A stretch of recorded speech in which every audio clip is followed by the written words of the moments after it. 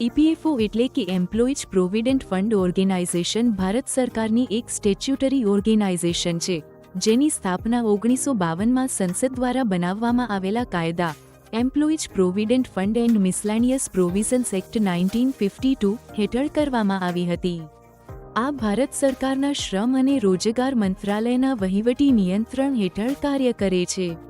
ઈપીએફઓની apex body central board of trustees CBT કહેવાય છે, જેના અધ્યક્ષ ભારત સરકારના શ્રમ અને રોજગાર મંત્રી હોય છે અને કેન્દ્રીય ભવિષ્ય નિધિ આયુક્ત એટલે કે સેન્ટ્રલ પ્રોવિડન્ટ ફંડ કમિશનર તેના સચિવ હોય છે, જે ઈપીએફઓના ચીફ એક્ઝિક્યુટિવ ઓફિસર એટલે કે વહીવટી પ્રમુખ પણ હોય છે. સેન્ટ્રલ બોર્ડ ઓફ ટ્રસ્ટીઝ સીબીટીમાં કર્મચારી, નિયોક્તા, રાજ્ય સરકાર અને કેન્દ્ર સરકારના પ્રતિનિધિ હોય છે. ઈપીએફઓ દુનિયાના સૌથી મોટા સામાજિક સુરક્ષા સંગઠનોમાંથી એક છે, જે સંગઠિત ક્ષેત્રના લગભગ 8 કરોડ એક્ટિવ સબસ્ક્રાઇબર્સને પોતાની 3 યોજનાઓ દ્વારા સામાજિક સુરક્ષા પૂરી પાડે છે. Employees provident fund scheme, employees pension scheme, employees deposit linked insurance scheme. આની સાથે જ ઈપીએફઓમાં દર મહિને આપવામાં આવતા યોગદાનની વિગત આ પ્રકારે છે. કર્મચારીની બેસિક સેલરી અને મોંઘવારી ભથ્થાના 12%. નોકરી આપનાર દ્વારા યોગદાન, કર્મચારીની બેસિક સેલરી અને મોંઘવારી ભથ્થાના 12%. આમાં કર્મચારી પેન્શન યોજનામાં બેસિક સેલરી અને મોંઘવારી ભથ્થાના 8.33% જાય છે, વધુમાં વધુ 15,000 રૂપિયા પર. ઈપીએફ ખાતામાં 3.67% જમા થાય છે. નોકરી આપનાર દ્વારા ઈડીએલઆઈ યોગદાન 0.5%, વહીવટી શુલ્ક 0.5%, સરકારનું પેન્શન સ્કીમમાં યોગદાન, બેસિક સેલરી અને મોંઘવારી ભથ્થાનું 1.16%, મહત્તમ 15,000 રૂપિયા પર.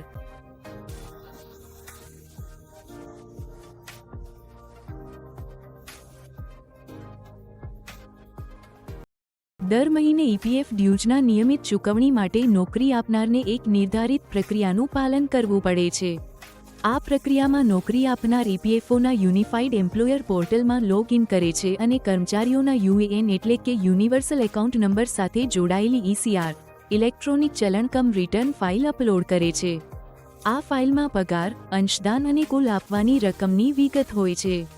ઈસીઆર ફાઇલ અપલોડ કર્યા પછી ઈપીએફઓ ચલણ જનરેટ કરે છે, જેને નોકરી આપનાર બેંક દ્વારા ચૂકવે છે.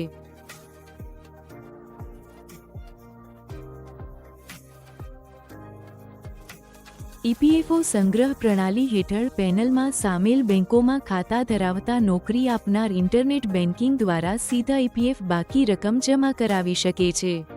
ઈપીએફઓમાં ડિસેમ્બર 2016 સુધી સ્ટેટ બેંક ઓફ ઇન્ડિયા એકમાત્ર બેંક હતી, જેમાં ઈપીએફઓની તમામ પ્રાદેશિક કચેરીઓ દ્વારા ઈપીએફની બાકી રકમ કલેક્ટ કરવામાં આવતી હતી. ભારત સરકારના 4 જાન્યુઆરી 2017ની નોટિફિકેશનમાં તમામ પબ્લિક અને પ્રાઇવેટ બેંકો એટલે કે શેડ્યુલ્ડ કોમર્શિયલ બેંકોને કલેક્શન માટે સામેલ કરવાની જોગવાઈ કરવામાં આવી હતી. 30 માર્ચ 2017ના રોજ 216મી સીબીટી બેઠકમાં આ નિર્ણય લેવામાં આવ્યો કે જે બેંકો દ્વારા ઈપીએફઓના કુલ વાર્ષિક સંગ્રહનો 0.5% સંગ્રહ થઈ રહ્યો છે, તેમને ઈપીએફઓની પેનલમાં સામેલ કરવામાં આવશે. આ નિર્ણય હેઠળ સમય જતાં બેંકોને ઈપીએફઓ પેનલમાં સામેલ કરવામાં આવી. વર્તમાન સમયમાં 17 બેંક ઈપીએફઓના પેનલમાં સામેલ છે. ઈપીએફઓ સમય પર માનનીય પ્રધાનમંત્રીજીના વિઝન અનુસાર ઇઝ ઓફ ડુઇંગ બિઝનેસ અને ઇઝ ઓફ લિવિંગ માટે પોતાની સેવાઓમાં સુધારો કરતું રહે છે. તાજેતરમાં માનનીય શ્રમ મંત્રી મહોદયના નિર્દેશો અનુસાર કેવાયસી અપડેશનને સરળ બનાવવામાં આવ્યું છે અને ઓટોમેટિક ક્લેમ સેટલમેન્ટને 1 લાખ સુધી વધારવામાં આવ્યું છે. સેન્ટ્રલાઇઝ્ડ પેન્શન પેમેન્ટને લાગુ કરવામાં આવ્યું છે. આ જ ક્રમમાં 30 નવેમ્બર 2024ના રોજ 236મી સીબીટી બેઠકમાં આ નિર્ણય લેવામાં આવ્યો કે તમામ આરબીઆઈ એજન્સી બેંકો અને જે બેંકોમાંથી ઈપીએફઓનું વાર્ષિક કલેક્શન 0.20% કે તેનાથી વધુ થઈ રહ્યું છે, તેમને ઈપીએફઓની પેનલમાં સામેલ કરવામાં આવે. આ નિર્ણય હેઠળ 15 નવી બેંકોને ઈપીએફઓની પેનલમાં સામેલ કરવામાં આવી રહી છે, જેનાથી પેનલમાં બેંકોની સંખ્યા 17થી વધીને 32 થઈ જશે. આનાથી નોકરી આપનારાઓને વધુ સુવિધા મળશે. આ નિર્ણયથી લેવડદેવડ ઝડપી થશે. નાણાકીય વર્ષ 2024-25માં આ 15 નવી બેંકોમાંથી લગભગ 12,000 કરોડ રૂપિયાનું સંગ્રહણ એગ્રીગેટર માધ્યમથી એટલે કે T+2 પર થયું છે, જે હવે આ બેંકોના પેનલમાં સામેલ થયા પછી T+1 પર જ થઈ જશે. આજે આ અવસર પર માનનીય શ્રમ અને રોજગાર મંત્રી આ ઐતિહાસિક કરાર પર પોતાની સંમતિ આપીને તેને વધુ મહત્વપૂર્ણ બનાવી રહ્યા છે. આ પગલું માત્ર વ્યવસાય કરવામાં સરળતાને પ્રોત્સાહન જ નહીં, પરંતુ સભ્યોની ફરિયાદોના નિરાકરણ અને KYC પ્રક્રિયાને પણ વધુ સરળ બનાવશે. EPFOની આ આખી પ્રક્રિયાથી કર્મચારીનું ભવિષ્ય સુરક્ષિત રહે છે.